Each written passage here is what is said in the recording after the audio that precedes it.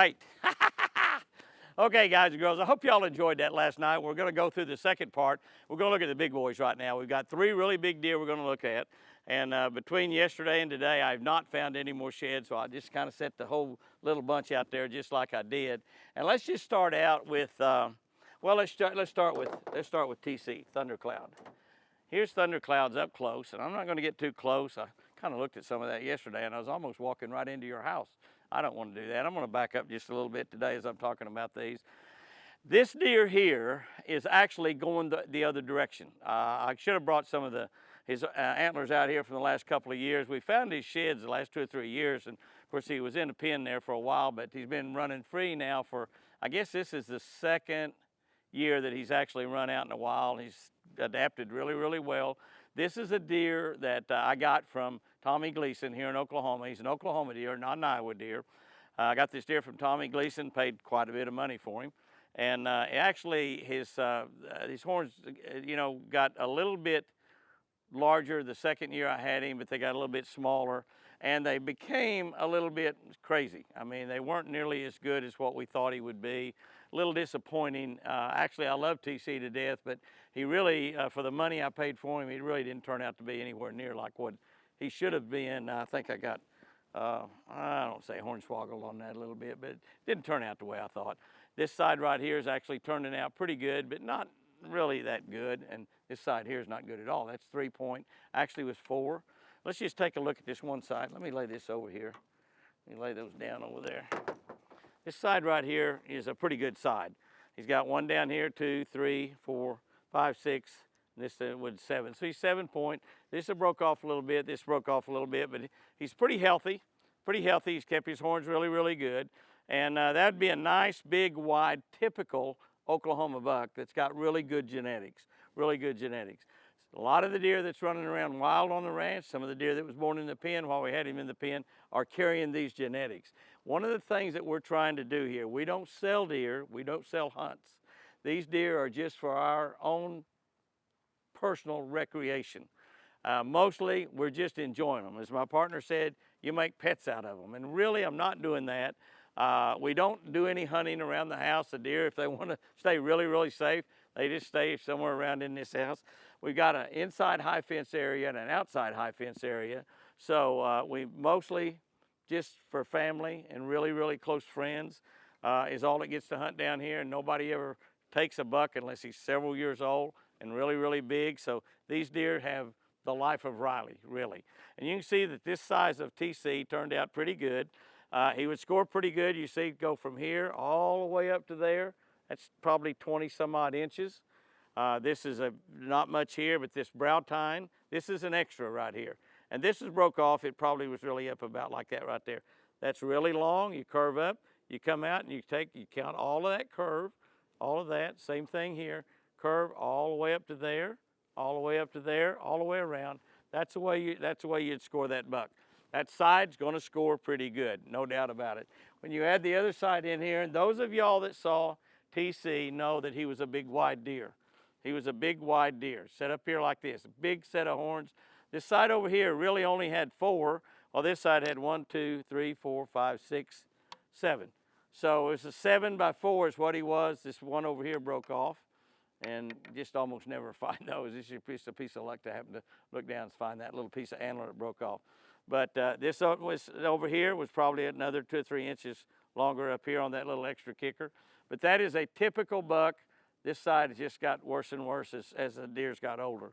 And he may grow a really nice set of antlers this year, probably going to grow something like this, may even be a little less. It's going to be really interesting to watch TC Thundercloud and see what happens. He's a big, beautiful buck. Probably in his prime, he probably weighed about 300 pounds. But as buck deer get older, they do like as men get older. They have a tendency sometimes to lose a little weight. And I know some of you are thinking, well, Jimmy, you could stand to get a little older and lose a little weight. But that is what's happened. That's what's happened. I've got a lot of friends of mine that were pretty good sized guys that as they got into their 70s, into their 80s, they lost weight and got pretty slim and trim, really, you know. Looked pretty good, looked pretty good. All right, so that's TC right there, Thundercloud. All right, I'm gonna take a look at I'll tell you what, let's look at Whitey. Let's look at Whitey. And we lost Whitey.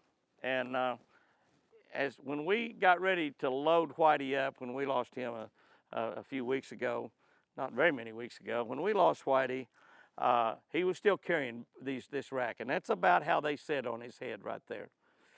I mean, an incredibly beautiful giant buck. This is his third set of horns. So we kept him alive for quite a long time. And you can see that they were really big and wide. They're heavy, very heavy. Just holding them up here right now, they're heavy. This side over here, 1, 2, 3, 4, 5, 6, 7. 1, 2, 3, 4, 5, 6, 7, 8. 15 points. He's going to score really, really good. These long, they're heavy, they're big, the circumference are big. The width was pretty good size also. Setting up on his head, they were pretty doggone good size. Everything about this, 1, 2, 3, 4, 5, 6, 7, 8. Maybe you get 9 out of that side over there. I'm not really sure. Not much is broken off on Whitey. He did pretty good.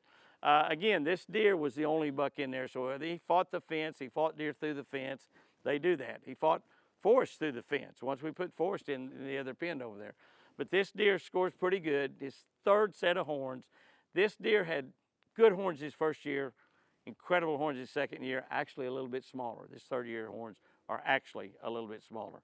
And Whitey, the good thing about Whitey is we've got Whitey's genetics in many does. We've got Whitey's genetics in many bucks. We got little Whitey in the pen right now, so it'll be interesting. Had a little white shiny nubbins this year. The white comes from the genetics.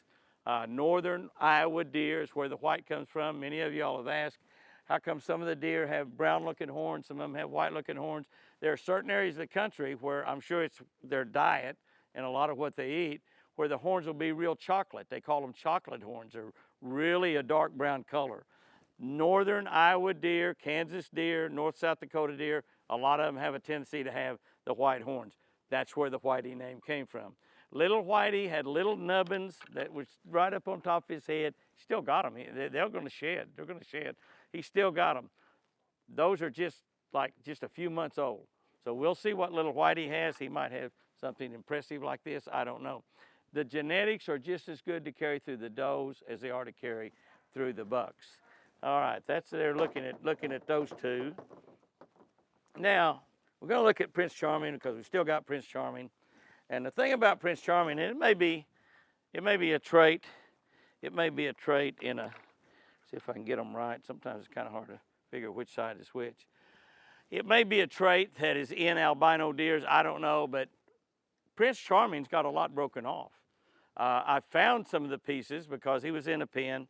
There's a lot about an albino deer. He lost these antlers, February 6th. Both of them. He lost both of them the same day. Obviously, we found both of them the same day. Deer in a pen, you're going to be able to find the antlers. But it's amazing how much is broken off, and I found some of those pieces, and I'll show you in a minute. But again, you take a look at Prince Charming, and this is his second antlers. This is his second set of antlers is all it is. So what will start growing here pretty soon, is going to be his third set. Hopefully we can keep him alive all through the summer. The blue tongue, he had blue tongue. Many of y'all have asked me, since Whitey has had blue tongue, does that make him immune to have blue tongue again? I don't know. I'm afraid it probably doesn't. If any of y'all know, some of y'all Google a lot of things up and check. Have I got those right? Yeah, I got them right. Some of y'all Google things up and look in there. It may be that if a deer has blue tongue one time, might not be able to get it again. But since they lay eggs in their nose, those little minions, I think they could probably catch blue tongue again. But if we can get him through the spring and summer, get him through the velvet season, get him up where he has another set of horns, they could be much, much, much larger than this. He has 2 babies we're going to watch, Casper and Ice. We're going to watch those as they have their very first set of horns. They could be pretty impressive. Those deer are almost as tall as Prince Charming is right now. But Prince Charming, as you can see, and I'll just lay this down. You can see over here on this side, let's count them up. 1, 2, 3, 4, 5, 6, 7. This would be 8 right here. And now you can see this is a big chunk of horn that's broken off over here. Now, here's a couple pieces that I found. Here's one piece that I found. I'm going to try to glue it back on, but I don't know really where it goes for sure. I think that it could go right in here somewhere, but I don't know. It doesn't really fit anywhere. It could go right there. You can see how that is. If you come right in there, it looks like it matches, but I don't know. It doesn't look like that would turn down that way, but again, it might. It sure might. That horn may go right there. It looks like that's a possibility. Looking at the colors and anything, I'm gonna have to do a lot of studying around. I'm gonna go look in the pen and see if I can find any more bone in there. I just don't, I can't find a place. I can't find a place to really make that match up real good. I don't think that's the spot. I don't think that's the spot. Another little spot that I've got is this little piece I found right here. See this little piece right here I found? Now, I don't know. It could go right in here somewhere. I don't know as I move it around. Could be turned around this way. Could come down here. It could be, I don't think it goes down in there.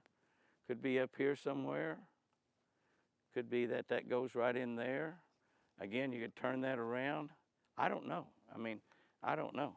But those are the two pieces of horn I found. Now I'm going to take his other side and show you that here in just a second. There's a little broken off up here. I don't know. Does that could even fit? That could fit right there. That sure could fit right there. It looks like it might. I'll turn around the other way. No, that doesn't work. But it might fit.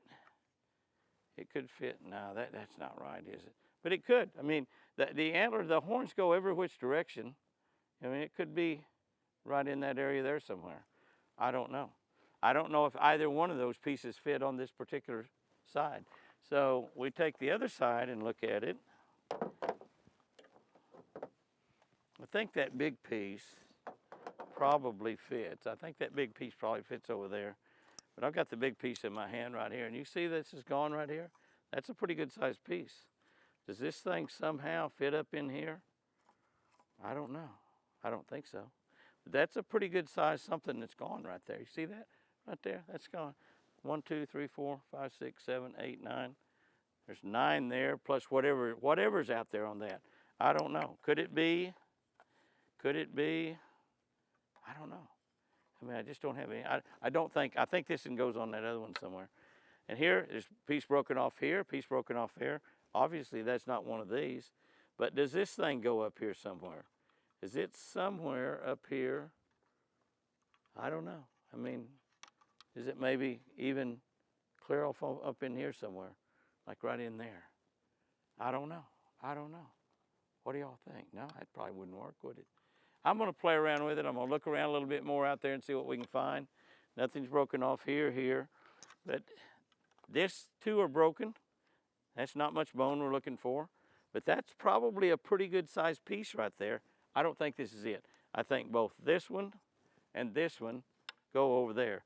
And this piece might even go on this somewhere.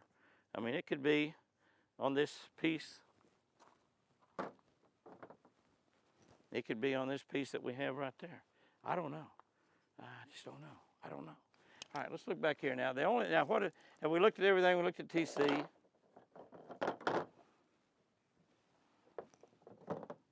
Prince Charming. Yeah. Prince Charming, Whitey. Oh no, that's all. Now, did I pick up the wrong deer there? I don't know. And we looked at Whitey. Have we looked at all three of them? We looked at Whitey. We looked at TC. We looked at Prince Charming. We looked at all three of them. All righty. So, I don't know. Whitey, I'll go do some looking up there in the pen. We had him in one pen. We might be able to find some of the little broken pieces off. Yeah, I was looking at the wrong deer right there, wasn't I? I picked the wrong antler up. Yeah, that's right. Yeah. Here's this piece here. Could have fit right in there even. It could have fit out here on this end. I don't know. I just don't know. I'm going to do some messing around with it and figuring out what we have. Prince Charming. The good thing about Prince Charming, he's still alive and well. We have Whitey.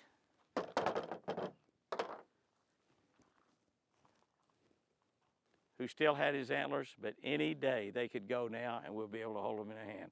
Guys and girls, we're going to start watching these giant deer antlers grow pretty soon. we'll kind of mess around and watch the bucks. We may go back and look at some of the time when they very first started over the next couple, 2 or 3 weeks, until we see some things start happening on top of their heads. It's one of those miracles of God that these deer can grow these big giant antlers. And some of y'all that have not been with us through this process over the last couple of years are not going to believe how fast that happens when the springtime comes and that blood starts going up in those antlers and those antlers start growing. You're not going to believe how fast it happens. We might, over the next couple of weeks, go back and show you. We're not going to really know exactly what we're going to do. We'll keep track of these, but I promise you it'll be fun. It's something that unless you are a hermit that live out in the woods with deer, you're going to see some things.